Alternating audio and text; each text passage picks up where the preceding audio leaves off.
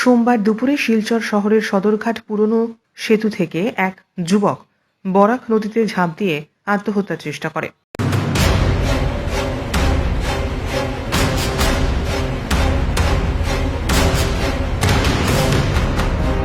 যুবকের নাম অখিলেশ কুমার মাহাত্তা।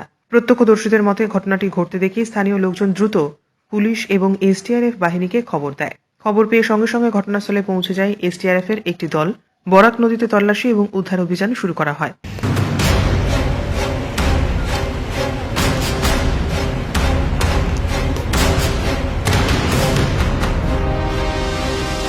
কি কারণে যুবক এই চরম সিদ্ধান্ত নিয়েছে তা এখনো স্পষ্ট নয়।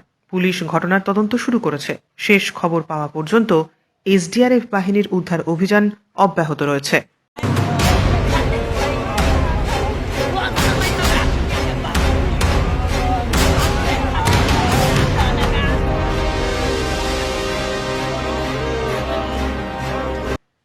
Bureau report, CNN 24 news, Silchar.